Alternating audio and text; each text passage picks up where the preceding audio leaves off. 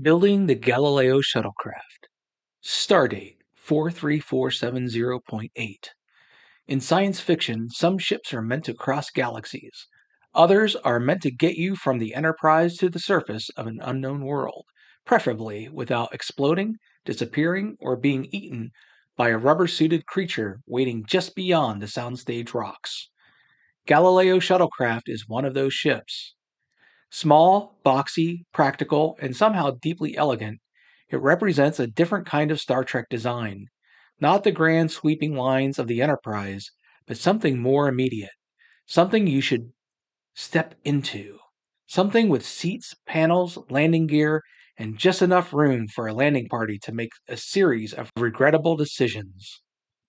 For this build, I used the Gambody Original Series Galileo Shuttlecraft model, printed on a FlashForge Adventurer 5 using PLA.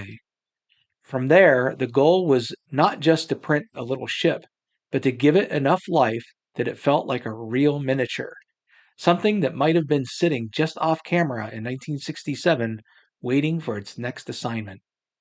The first stage of the build was the body itself. Like many 3D printed models, the Galileo begins as a collection of individual parts: walls, panels, nacelles, interior pieces, windows, and small details that only seem small until you try to sand, paint, glue, and not lose them. PLA is forgiving, but it's not magic. The printed parts still need cleaning, fitting, sanding, and the occasional quiet conversation where you explain to the model that it is going to line up properly whether it wants to or not. Once the main structure started coming together, the shuttlecraft began to show its shape. The blunt front windows, the squared off cabin, the rear engine section, those long side nacelles all started to form the familiar silhouette of the Galileo. This is where the build stops being a pile of printed plastic and starts becoming a vehicle. For the exterior, I used Seymour original non-smudge aluminum finish paint. The goal was something close to the soft brushed studio model look of the original shuttlecraft, a finish that catches the light without looking like a Christmas ornament. The paint helped bring out the geometry of the model. The panels, seams, raised details, and the broad flat surfaces that make the Galileo feel so wonderfully mid-century. It is a design from the future imagined in the past, and that is part of its charm. The lighting was the next major step. I used LED lights from Adafruit to bring the shuttlecraft to life.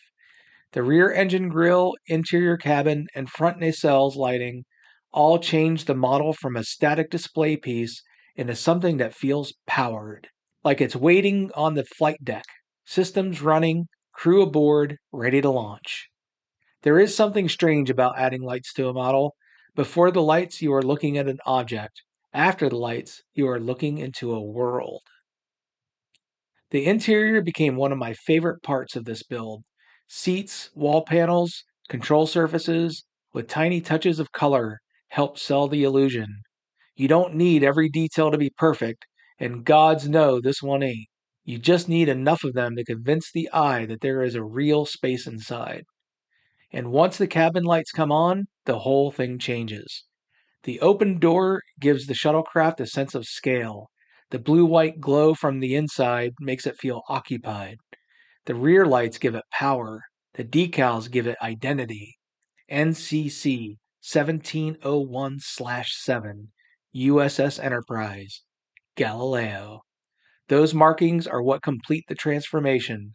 Without them, it's a pretty cool retro spacecraft.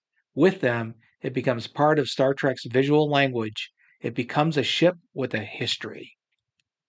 Taking something that once existed in a studio prop, filmed under hot lights decades ago, and recreating it with a desktop printer, spray paint, and probably more sanding than anyone imagined is magically satisfying. The 3D printer worked quite well, the LEDs gave it life, and the aluminum finish brought the whole model into that fantastic space between toy, prop, and artifact. The ship designed to carry a few crew members into danger, mystery, and the occasional planet where the air, soil, and local wildlife all seemed a little too familiar. And now it sits here, lights on, hatch open, ready for one more mission. Not bad for a box with nacelles. Thanks for watching.